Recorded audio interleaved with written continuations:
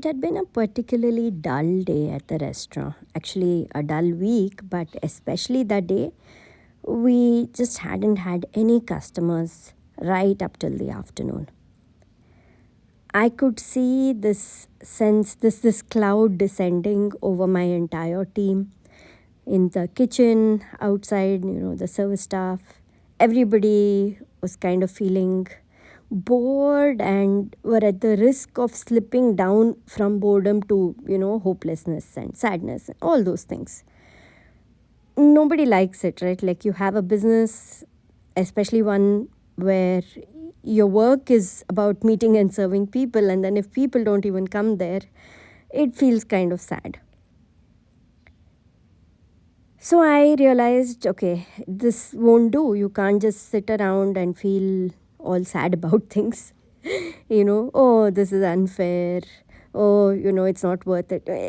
You just go down that spiral, that emotional spiral. So I decided I needed to shake things up. So I called the boys, come on, let's all sit. We're all free anyway. We'll play a game. And then I pulled out this card, the set of playing cards that we had. We had board games and cards and stuff kept in our library, small library shelf at the restaurant, so customers could play. So I pulled out a set of playing cards and I'm like, come on, let's play spoons. And it's a silly little game, great for a large group. You don't have to think too much, and it's a lot of fun to play it. So we started playing spoons, and one by one, initially the 4-5 guys, me, we all sat and we were playing. The others wanted to join slowly, and those who were watching were having fun too. And the entire atmosphere started having this sense of upliftment. We were laughing and playing, and just simply introducing this feeling of playfulness into the mix, it made a huge difference in the motivation that the entire team felt. The outside situation hadn't changed, right? It's not like, oh, suddenly we had an influx of guests and we were cooking and serving them, but the mindset changed, the energy shifted. And that made a huge difference. And by the time the game was done, we were talking and more new ideas were coming up. People were saying, okay, we could try this to make things better for the restaurant. We could try that. Creativity started getting sparked and we came up with so many interesting ideas together. And by the time we were done with that, we actually started having customers come in slowly.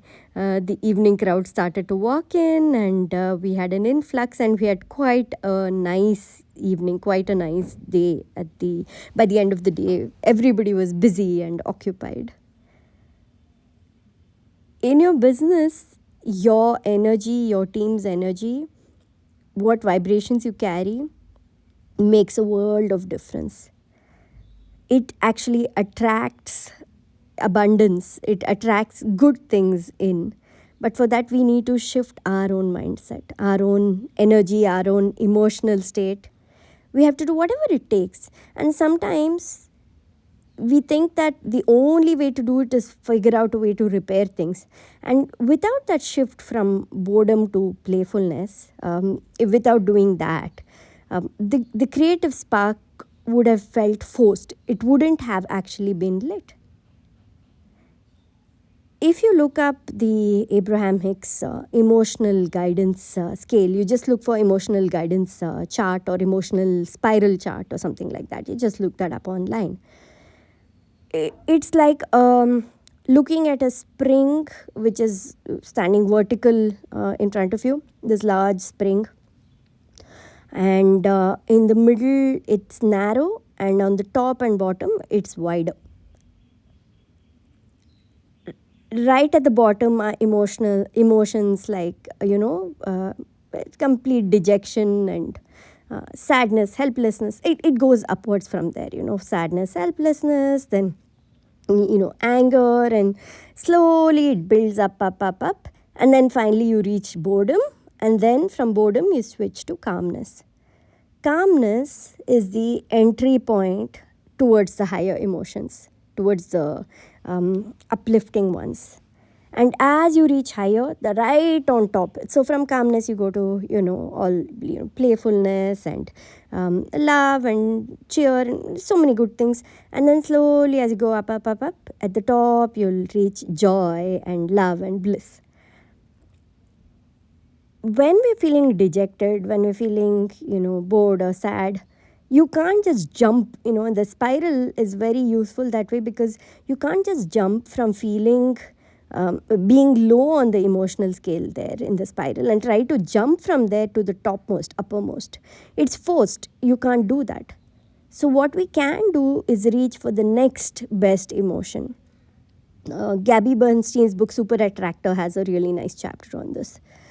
So, whatever your situation is right now in this moment, whether it's your business, like I explain in terms of my business, or if it's in a creative project where you're feeling, demotivated, or, lack of inspiration, whatever, or your life in general, whatever is happening, your work, wherever you are, check where you are on the emotional scale, and then try to reach for something a little close to that. It doesn't have to be the very next emotion, but maybe one or two rungs above, that's fine too. But reach for that. Do what you can to shift it slowly and gently upwards instead of forcing yourself to move to the positive. That is toxic positivity, and that doesn't work. But this is a much healthier way of doing it.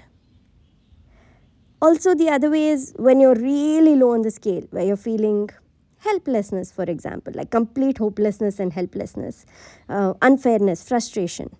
From there, it's okay to move yourself upward towards anger. Instead of trying to make yourself calm. You can't do that immediately. But anger moves you away from a feeling of helplessness. For example, we have neighbors who play very loud music, and there was a time where I would feel very helpless and hopeless, like this, frustrated, like how can these people be so inconsiderate, and in the loud music in the middle of the night, by the way. So I'm like, how everyone's sleeping and this is such a calm area and these people are making such a noise. I could not shift to a feeling of calmness or surrender, though that would be good for me, and there was nothing I could actually do about it. So I allowed myself to move into anger, and I indulged. I let myself for a short while think of all the ways I could exact revenge. Or not just me revenge, but just bad things happening. I allowed myself to picture, whatever. Like if they're screaming, like, oh, maybe it's something's burning down or whatever, like, or they're getting a bad cough, then they can't, scream so loudly. So whatever it is, I just let myself stay in that for a short while. Again, you can't stay in anger for too long, because again, you go down the spiral. But thinking of those things, fantasizing that way, helped me come out of the helplessness and frustration. And then, that anger thing was kind of amusing, because I was thinking in very extreme terms, and I was able to laugh at myself and be like, oh my God, silly. And, from anger went up a little bit, higher up, higher up, higher up, and went to calmness. And I was able to figure out a way to, be okay with what was happening and detach myself. And I could not have done it if I had immediately tried to detach myself when I was feeling the lowest of low emotions. So this is an example, of course, but I'm sure you can think of several situations in your life where you can harness the guidance of this emotional spiral chart. You can look it up, save it on your phone, print it out. There's so many images even on Pinterest and all that. You just Google it and you'll find it. And then you harness use that chart to guide you slowly and gently upwards. Okay, what is the next small step I can take from this thing that I'm feeling right now? What can I take?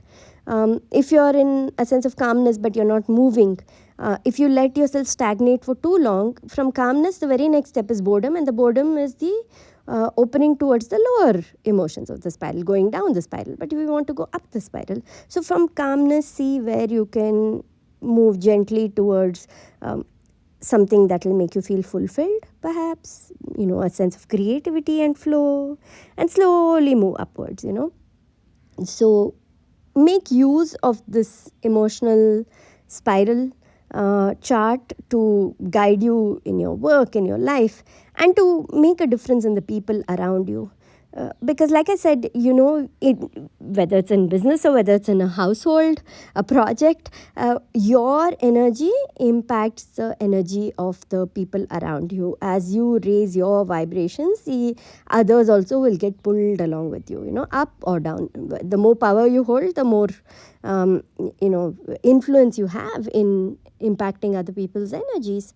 And as you go higher, they go higher, and because of that, the entire environment, the business, the project, the household, that goes up higher. So, yeah, that's all I wanted to talk about today. I hope you are able to look up the emotional spiral chart and use it. And oh, by the way, if you're here for the first time, this is the Feel Good Factor. I'm Susmita Veganosaurus. I'm so glad you were here today listening. If you like this episode, then you're going to love my free newsletter, The Feel Good Tribe.